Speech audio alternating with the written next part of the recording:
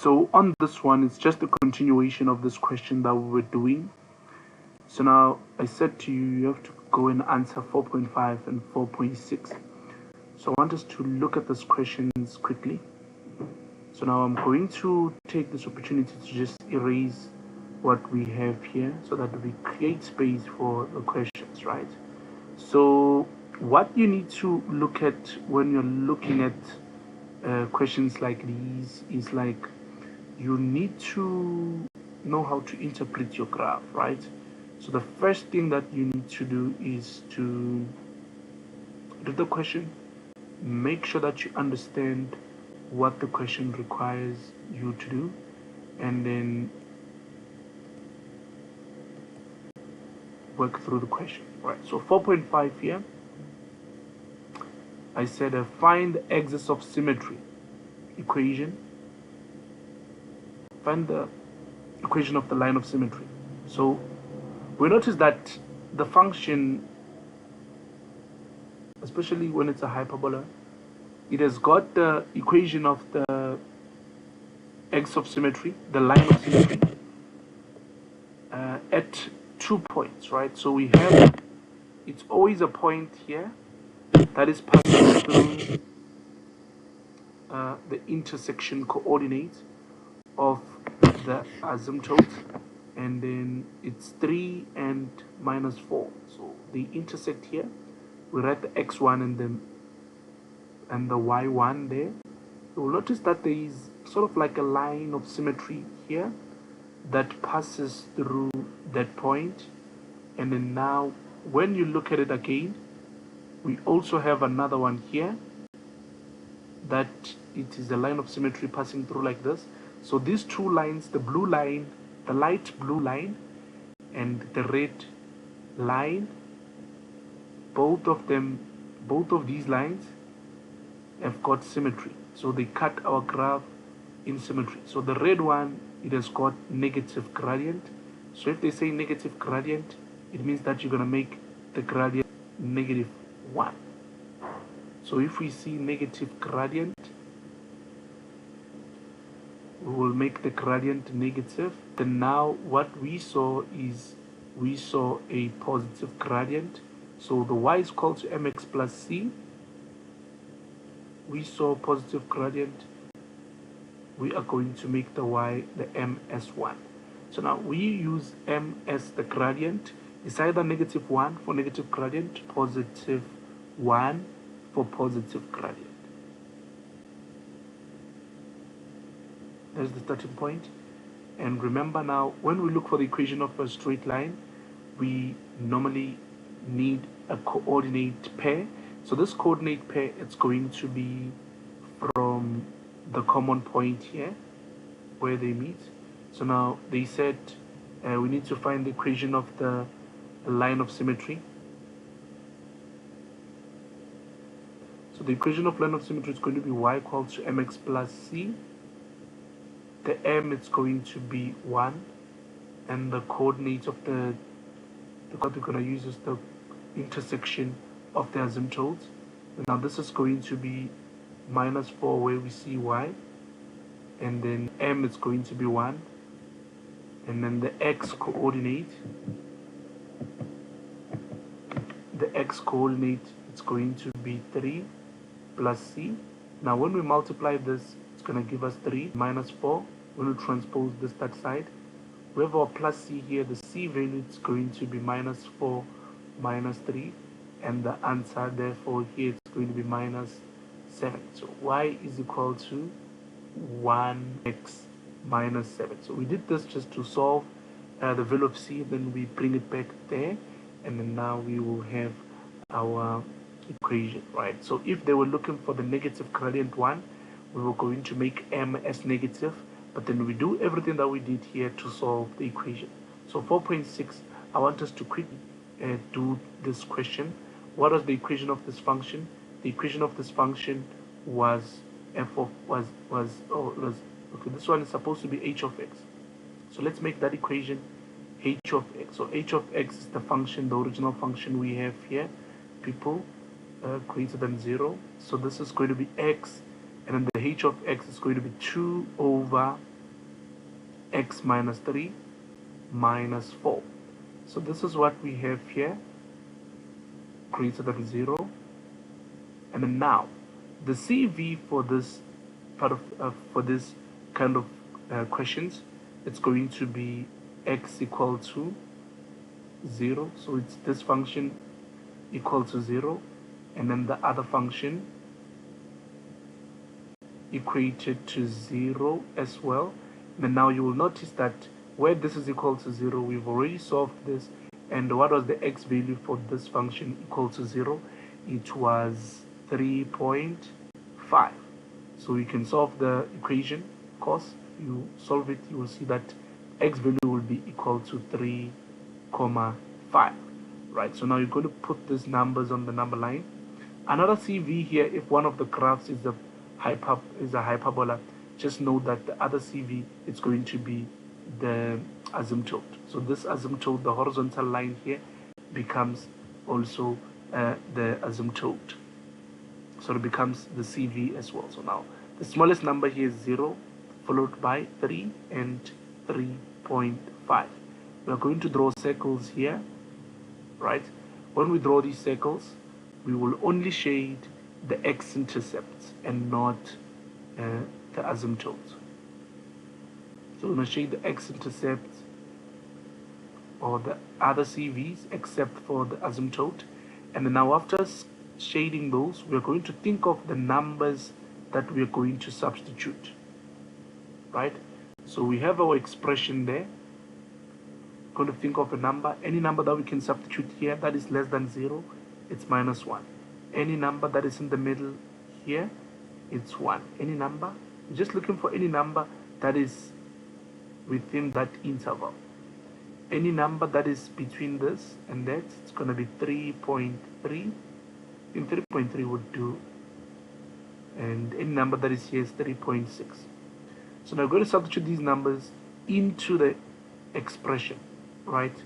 So if you're substituting minus 1, you will see that minus 1 here will multiply 2 over minus 1 minus 3 and minus 4. So we want to see if we're going to get a positive answer. Then also you will substitute 1 here where there's x. You just substitute where there's x. So 2 over 1 minus 3 minus 4. So we substitute in the testing numbers. You will do all that for the other numbers, these ones and that one. I think if you do that, you will find the right answers, right? So let's do it for the first one and see what we get. Minus 1, 2 over negative 1 minus 3 minus 4. The answer is going to be a positive 4,5. So here we get a positive number, which is 4.5, the answer. Then now when you substitute 1, what do you get when you substitute 1? We get a negative answer here. And then when we substitute 3.3, what do we get? I think we'll get a positive here. Yes, we do get a positive 88. And then if you substitute 3.6, you're just substituting where you see x, people, onto that expression there. You'll get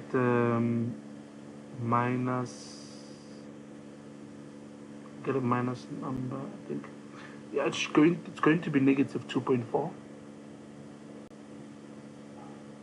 So now you will notice that what we are looking for here, we are looking for a positive. We're looking for a positive solution. Where do we get the positive solution? I think we get the positive solution towards the left hand side of the 0, right? And then in between these ones, right? So between these two numbers here, that's where we get the positive. We get the positive here, we get the positive here. So now how are we going to write this? So that solution will exist when the x values are less than or equals to 0, or when the x value is between 3. Remember, we're not supposed to include the asymptote, right? So the other solution is going to be between 3 and 3.5. We're going to just include this one, right? So I noticed that students really face some difficulties when it comes to answering these kind of questions. So people, feel free to use the CV or use the number line method. However, have some testing numbers that are on the left of some of the smallest CV, in the middle of those other CVs, and also on the right of the biggest CV. You substitute into some expression there, especially when you have equations. It works perfectly fine. You compare your function there. You compare whatever that is being multiplied or whatever that is there. You're comparing what's on the right, and then it's going to work, right? In this situation, we were not comparing it to a number, we were comparing it to 0, right? So please, this one, instead of f of x, I notice it was supposed to be h of x, right? But you would have answered the question perfectly there, and you would have gotten the right answer. So now I want us to quickly just go to this question 5 and do question 5 quickly. So question 5 here, 5.1.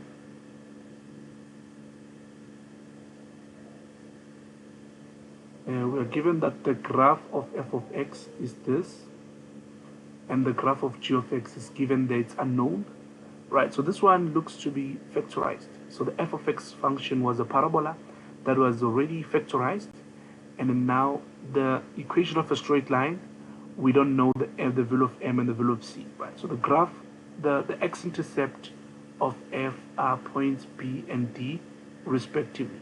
So the graphs of f and g intersect at point a and d, right? So additionally, point c represents the y-intercept of f, and point g represents or is the turning point of the graph of f, right? You can see that we have the turning point there, and when we are given the turning point, we can see it's here, and then we also have like some random points there, like your x-intercept, your y-intercept, and the intersections. So this one here and this one are called intersection points. So A and D are intersection points, and then B and D are our x-intercept, and so on and so on, right? So now 5.1, we need to write down the coordinates of B and D. So it means that the coordinates of B and D, when you look at them, so B and D, they represent our x-intercept, right? So for x-intercept, we know in general that for x-intercept, we're gonna let the y value 0, right? So which function here we can use? We can use that graph, x minus 4, x plus 6, we make the y value 0, x minus 4, x plus 6. Now you'll notice that the x value here is going to be equal to 4, or the other x value is going to be equal to minus 6, right, when you solve. So on the coordinates of B, it's going to be the -1, which is the -6, and the coordinates of D, it's going to be the positive value there, right? So the B coordinates should be -6 and 0, whereas the D coordinate, it's supposed to be the positive 0 and that other one. So positive 4 and 0. Right, 5.2. Now this one,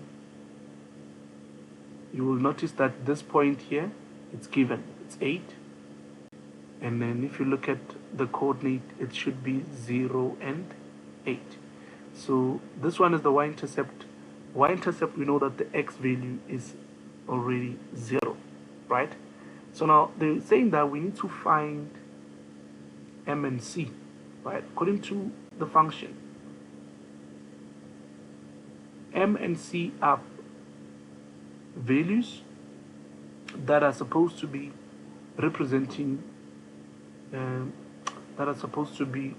our straight line there, and the M is the gradient, whereas the C value, it's the y-intercept of a straight line. So now what you're going to do there is that going to solve those values. So we can quickly solve our M. M is going to be y2 minus y1 over x2 minus x1. So now, do we have the points? If we do have two pairs of coordinates that are falling within the straight line, we can use those points. I think if you look closely to the graph of G, we do have those points that we can use. So it has this point and that point, which the other point there, it's 4 and 0, and the other one is 0 and that's right. So now you can say 8 minus 0. We're minusing the y's, but we need to be consistent. If we're minusing, if we're starting with the 8 and we say 8 minus 0, we must also say 0 minus 4. The x's must also minus. We don't minus the smaller one with the bigger one necessarily, but we're looking at which ones we start with. So if we say that this our 2, coordinate number 2, so this is going to be x2 and y2. This one is going to be x1 and y1. So y2 minus y1, it's 0 minus 8, and then x2 minus x1, it's 0 minus 4. The answer here is going to be negative 2. That is the value of M. And then now y is equal to negative 2 x plus c. Now we can substitute any of the coordinates there. So I think we have got 0 and 8. If we substitute any of those coordinates, you will notice that this is the x value and this is the y value. Just to solve the value of c, right? So this is going to be 8 minus 2 times 0 plus c, and the c value is going to be equal to 8.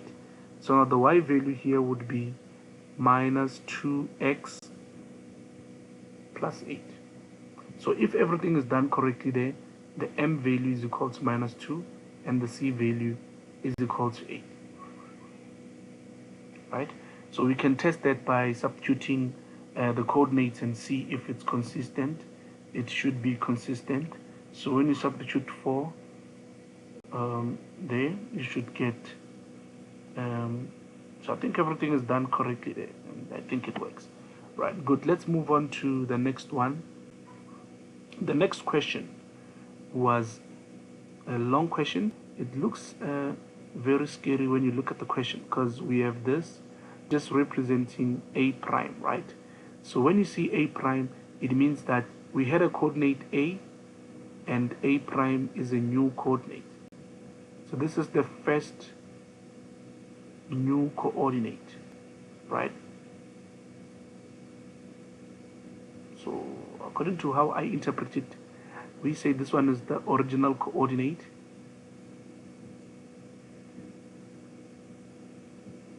According to the way I interpret it, this one is the original coordinate and this is the first new coordinate.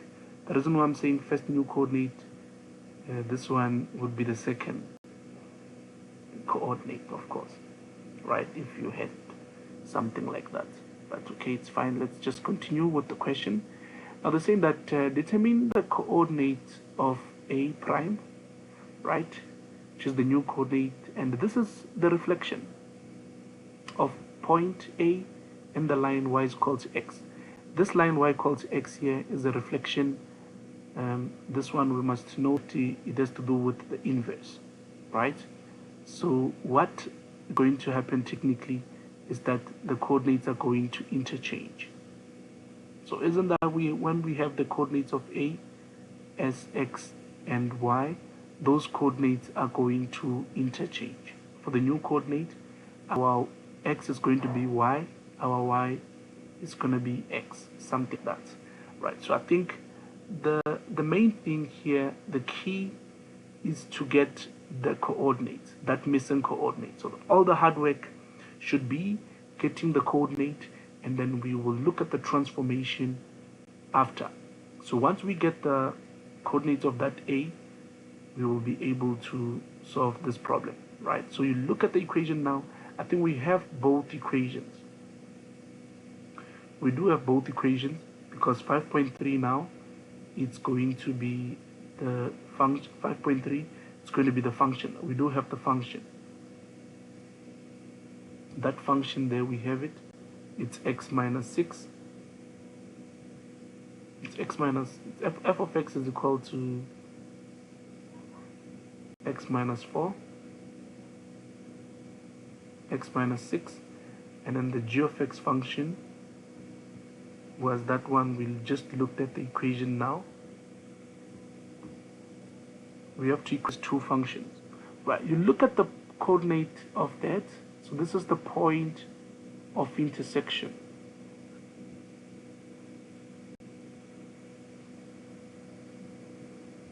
So the point of intersection, the graphs should be equal.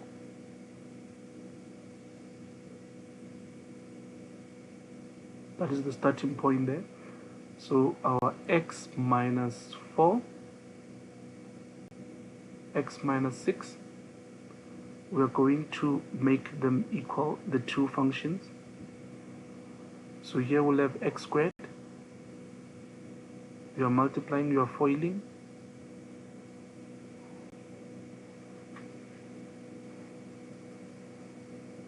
So if you multiply, you're going to get x squared minus 6x minus 4x and plus 24, right?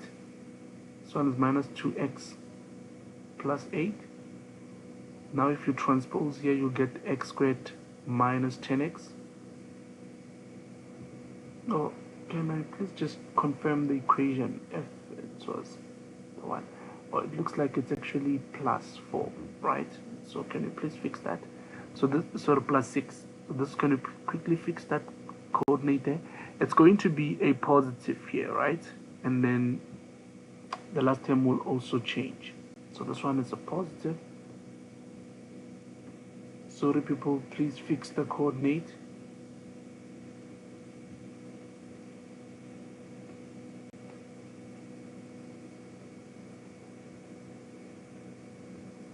Yeah, I think it's going to work now.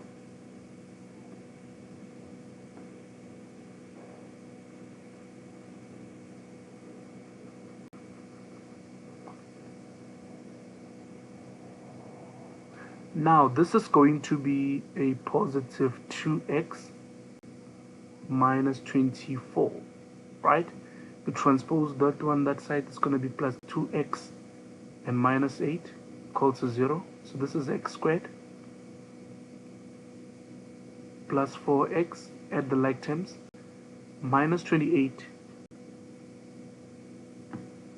and minus 24, sorry, minus 24 minus 8, it's going to give us minus 32. When we factorize this, we're going to get that it's going to be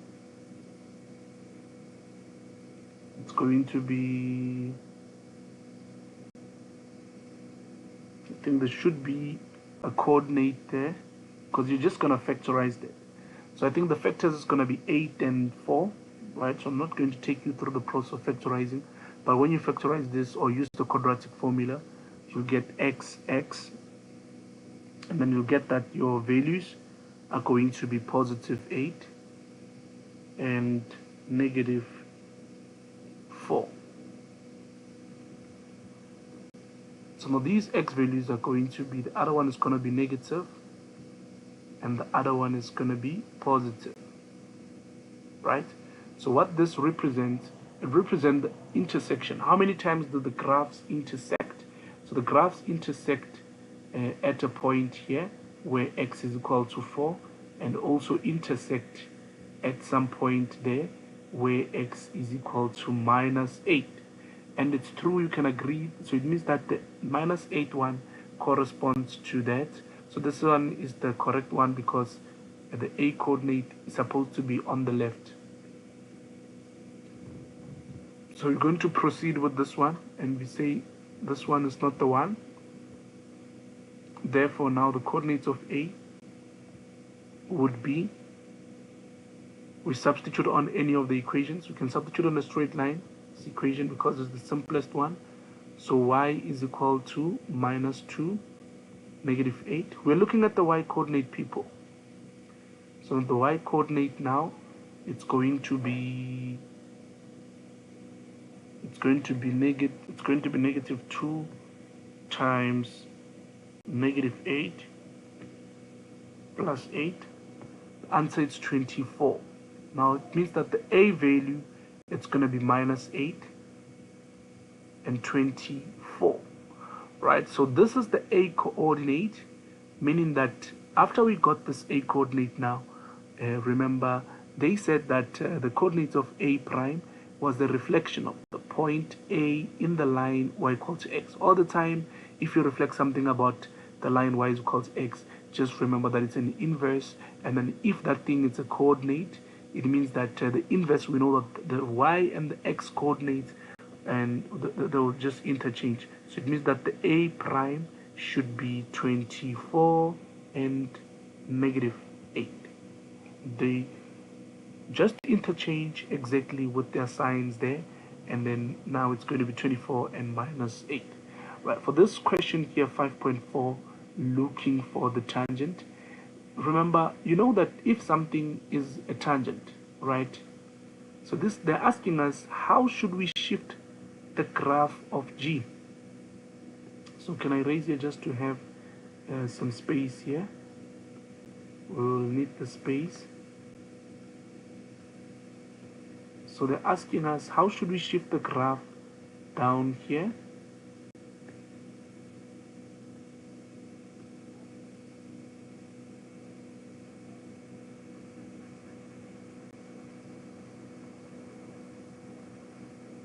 They're asking us a question, how should we shift the graph, the straight line? You can see that the straight line here, it's not a tangent. This one is not a tangent. Then if you have another one there, it's still not a tangent. You can have another graph there, it's not a tangent. But we can have this special one here, that's going to touch our graph once, right? But this one touches twice. But if we have another one drawn nicely there, it can possibly touch once. We just don't know how that line should look like exactly, but we can have that line that can touch once. We can have it. I just don't want to give you guys the impression that it's going to touch at the turning point, but it can touch somewhere there, right? Just to touch once, right? So they're asking us, how should we shift this function? How can we shift it down exactly so that it touches once, right? So maybe it's not a question that anyone can just think of it, that can guess the k value. But what I can advise that normally when the graphs touch one another, this g of x minus k here, there should be a point where the graphs are equal, right? So we can see that the f of x and g of x should be equal at that point. So for the tangent, the graphs should be equal. So our functions should be equal. So here we've got x minus 4 and x plus 6, which should be equal to the g of x function. It is the minus 2 x plus 8 with the minus k. But what we need to know is that if they're looking for the tangent, then we know that we need to get this in the standard form of the quadratic, ax squared plus bx plus c equal to 0, and then solve the discriminant equal to 0. So for tangent, the discriminant must be equal to 0. Now what we're going to do is to FOIL this. So x squared, you just simplify the brackets. X squared plus 6x minus 4x, and then minus 24.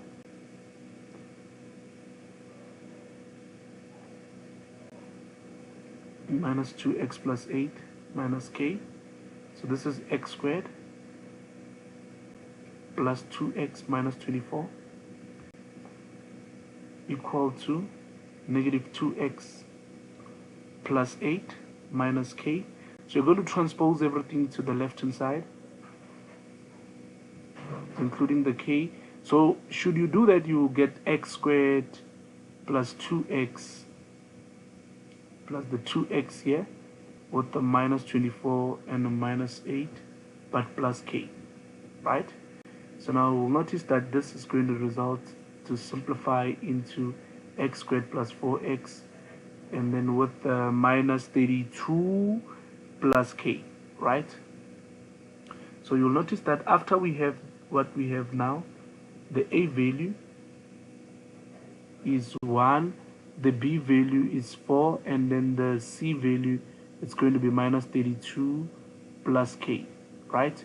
So when we have those now, we can substitute, we can find b squared minus 4ac. This one is the discriminant. We find the discriminant. Now our discriminant is going to be b squared, 4 squared minus 4. So b is 4, and then our a is 1, and then our c value is going to be minus 32 plus k.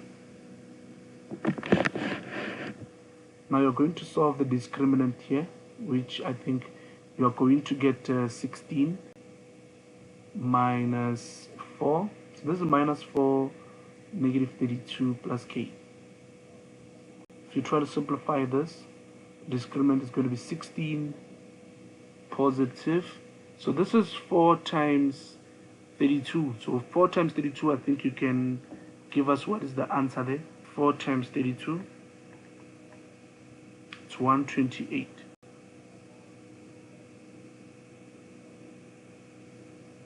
And then negative 4k. So what is the discriminant here?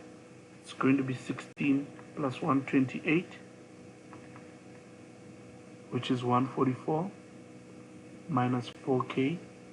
But the discriminant now should be greater, so they said should be equal to 0, because we're solving for this thing to be the tangent. So the reason why we say the discriminant should have one solution.